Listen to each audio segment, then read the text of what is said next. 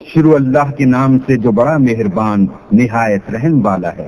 کوہ طور کی قسم اور کتاب کی جو لکھی ہوئی ہے، کشادہ اوراق میں اور آباد گھر کی اور اونچی چھت کی اور ابلتے ہوئے دریا کی، کہ تمہارے پروردگار کا عذاب واقع ہو کر رہے گا اور اس کو کوئی روک نہیں سکے گا۔ جس دن آسمان لرزنے لگے کپ کپا کر اور پہاڑ اڑنے لگے اون ہو کر، اس دن جھٹلانے والوں کے لیے خرابی ہے جو حوض باطل میں پڑے کھیل رہے ہیں۔ جس دن ان کو آتش جہنم کی طرف دھکیل دھکیل کر لے جائیں گے، یہی وہ جہنم ہے جس کو تم جھوٹ سمجھتے تھے۔ تو کیا یہ جادو ہے یا تم کو نظر ہی نہیں آتا؟ اس میں داخل ہو جاؤ اور صبر کرو یا نہ کرو تمہارے لیے یکساں ہے۔ جو کام تم کیا کرتے تھے یہ انہی کا تم کو بدلہ مل رہا ہے۔ جو پرہیزگار ہیں وہ باغوں اور نعمتوں میں ہوں گے۔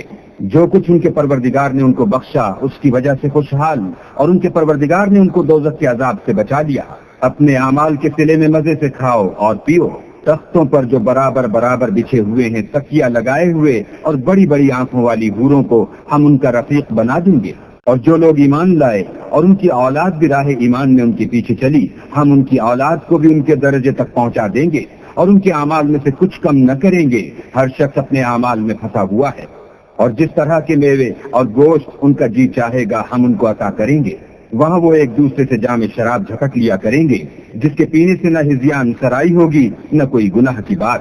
اور نوجوان خدمتگار جو ایسے ہوں گے جیسے چھپائے ہوئے موتی ان کے آس پاس پھریں گے، اور ایک دوسرے کی طرف رخ کر کے آپس میں گفتگو کریں گے، کہیں گے کہ اس سے پہلے ہم اپنے گھر میں اللہ سے ڈرتے رہتے تھے، تو اللہ نے ہم پر احسان فرمایا اور ہمیں لو کے عذاب سے بچا دیا۔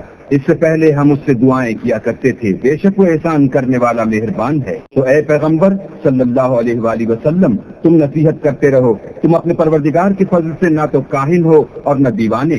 کیا کافر کہتے ہیں کہ یہ شاعر ہے اور ہم اس کے حق میں زمانے کے حوادث کا انتظار کر رہے ہیں؟ کہہ دو کہ انتظار کیے جاؤ، میں بھی تمہارے ساتھ انتظار کرتا ہوں۔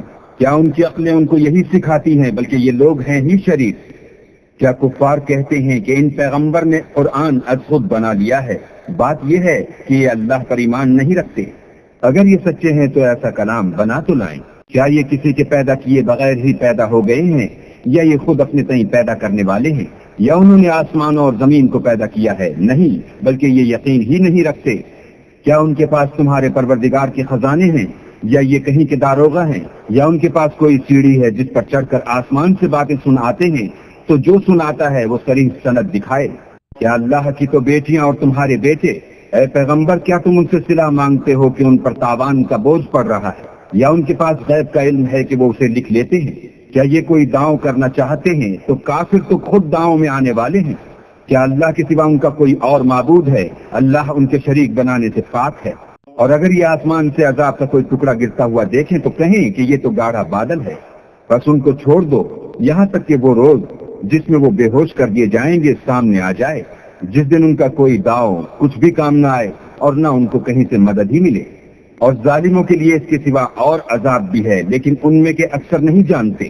اور تم اپنے پروردگار کے حکم کے انتظار میں صبر کیے رہو، تم تو ہماری آنکھوں کے سامنے ہو، اور جب اٹھا کرو تو اپنے پروردگار کی تعریف کے ساتھ تسبیح کیا کرو، اور رات کے بعد اوقات میں بھی اور ستاروں کے غروب ہونے کے بعد بھی اس کی تنزیہ کیا کرو۔